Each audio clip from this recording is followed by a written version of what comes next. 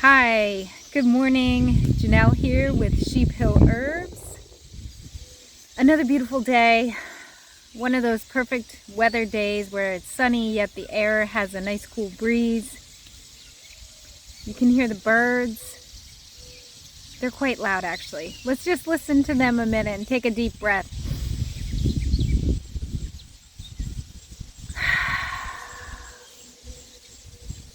Oh, the birds sound so beautiful. And some other bugs, I think crickets and not cicadas, but I think got some crickets there and some bees and probably some butterflies. So today I wanted to do a simple video, and it feels so simple that do I really even have to do this? But I might have to. And it is going to be a barefoot walking herb walk. And the key is barefoot walking on the grass. So before we get started, please take a moment to subscribe to this channel and hit the bell button. The bell button will let you know when I make a new video. Hit the like button and also leave a comment down below. I really love to see your comments. Plus, it helps the channel grow. And so yeah, let's get started with my barefoot herb walk video. So if you haven't gone barefoot in the grass lately, you really need to. I have learned this from many teachers, but basically the intuition of youth teaches me that standing barefoot on the earth in the grass is super healing and feels so lovely. So Dr. Christopher, who I did a lot of my herbal schooling with, the School of Natural Healing, he would talk about how when you couldn't sleep at night, if you have this like restless energy, you need to go outside before bed and walk in the grass and get rid of this like extra charge, this negative charge in your body. I believe that you get a positive charge from touching your feet to the soil, just like if you were at the beach, but touching your feet with the grass, it like gets rid of like any kind of static charge from cell phones and computers and TVs and just being hooked up to devices. There's every smart device, even laying in the grass or rolling in the grass, but especially just walking through the grass. So here we are walking, and I love my grass. I do not have the typical yard, like manicured suburbia, because I want to keep my weeds. This is a narrow leaf plantain. We got some white clover here, which my kids like to eat. It's not as nice and sweet as the red clover, but the bees do like it very much. And we got some dandelion leaves coming up. So we do not spray our grass, killing the weeds. I love my weeds. Here is plantain. It's seeding right now. You can see the stem. Here's a broadleaf. This is a different type of plantain. And so good for the skin. So good for bites and bee stings. My kids know, like, if they get stung by a bee, because when you walk barefoot, that might be one of your deterrents. I don't want to walk barefoot. I might get stung by a bee. Well, you look down, you pick up a piece of plantain, you chew it up, and you just take it. It has to be chewed pretty well, and you put it on the sting. It's called a spit poultice, and that takes away the sting and the swelling really fast. But yeah, you do sometimes get stung when you walk barefoot.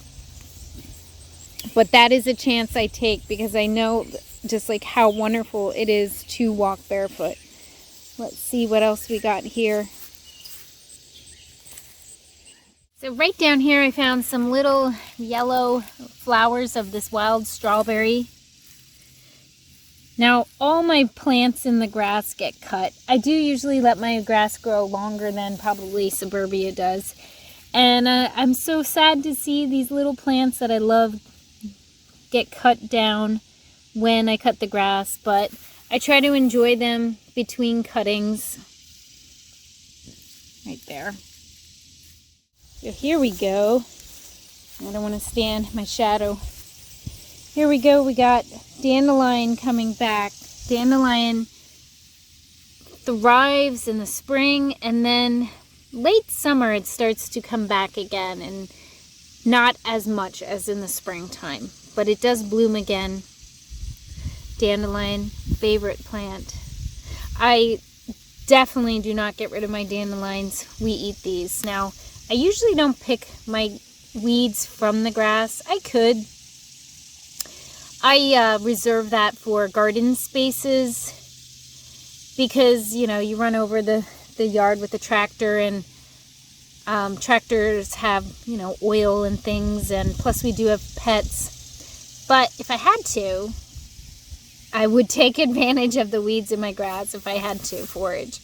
Okay, and this is my absolute favorite find in the grass, this kind of mossy stuff. And I had a really nice patch that kind of filled in with the other grasses, but when I find this, this is like my favorite spot to sit or lay or just rub my feet. It's so beautiful and so comfortable. Okay, and this is my absolute favorite find in the grass, this kind of mossy stuff. And I had a really nice patch that kind of filled in with the other grasses, but when I find this, this is like my favorite spot to sit or lay or just rub my feet. It's so beautiful and so comfortable. In the grass barefoot, but I thought, you know what, maybe you never walked in the grass barefoot. Actually, my husband's family, he'll be mad that I said this, they are very much like, you better put your socks on, your shoes on when you go outside. You don't go in the grass barefoot. And I know people get worried because of tetanus or stepping on a rusty something or other, but pretty much if you know you have grass that is not littered and it's safe from discarded junk, then there's no reason that you can't go walk outside and enjoy the grass and feel it on your feet. And if you're worried about stepping on something, you know, maybe you just keep your shoes on and you go to a spot that you look over, there's nothing there that you could step on, and you take your shoes off and you just walk on the grass in that spot that you found, and just spend time doing that every single day. And then maybe as you get more brave, you'll start walking barefoot when you leave out your front door. I know I do. Just make sure your feet are clean at the end of the day. That's what we do at our house. So thank you so much for coming. Visit my description down below. Down below in the description, at the very first thing, I have my Etsy store. My Etsy store has my herbal products and also my rug hookings, my artwork. Buying things from my Etsy store will help this channel big time because I make these videos for free. It takes a lot of time to make them, edit them, put them up. I actually have to drive to a library to upload because we live in an area with very low internet capacity, which annoys me, but at the same time I love because I'm not getting as much radiation, especially with these new 5G towers everywhere. I'm like really happy I don't have 5G radiating into my home. So yes, supporting this channel by going to my Etsy shop or clicking on any of the other links in my description. I have my books on Amazon. I have that listed down below, and I have other links, and the links take you, I'm an affiliate of like Spunk acupressure mats, any other Amazon link, I get a small percentage back from Amazon. Now, I'm not a big Amazon fan.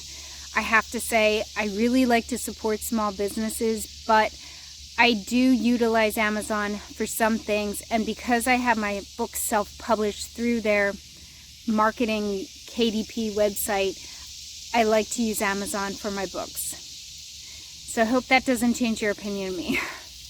I do go small whenever possible, almost always, but thank you, like I said, and come again.